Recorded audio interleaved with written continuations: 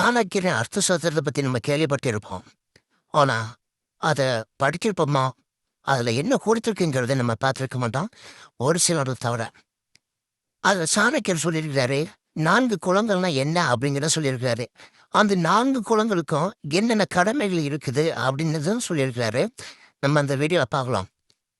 ஒரு ஃபஸ்ட்டு குலமாக தான் பிராமணர்கள், 2வது சத்திரியர்கள், 3வது வைசியர்கள், 4வது சூத்திரர்கள். இந்த 4 பேருக்கும் என்னென்ன கடமைகள் அப்படின்னும் அவரோட அர்த்த சாஸ்திர புக்கில் அவர் தெளிவாக சொல்லியிருக்கிறாரு. பிராமணர்களின் கடமை என்னன்னு பார்த்தீங்கன்னா, கற்றல், கற்பித்தல், மத சடங்குகளை செய்தல், பரிசுகள் அளித்தல் மற்றும் அதை பெறணும் அப்படிங்கிறதும் பிராமணர்களின் கடமைகள். சத்திரியர்கள் கடமை என்னன்னு பாருங்க.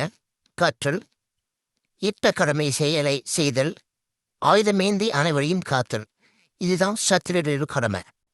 வைசியர்கள் கடமை பார்த்தீங்கன்னா, கற்றல், உரிய மத சடங்குகளை செய்தல், வேளாண்மை, கால்நடைகளை மேய்த்தல் மற்றும் வாணிகம் செய்தல், இதான் வைசியர்கள் கடமை.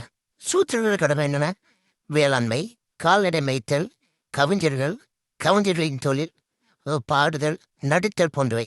சூத்திரர்கள் பார்த்தீங்கன்னா, அதாவது சாணக்கியரே அவரோட 3 இதில் 3 குளத்தில் கற்றல்ங்கிற ஒரு இதாக சேர்த்துருக்கிறாரு.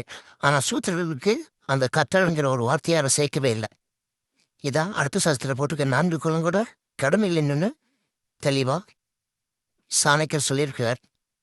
மீன் மரத்தோடு சாணக்கிற நிகழ்வு சந்திக்கலாம். நன்றி.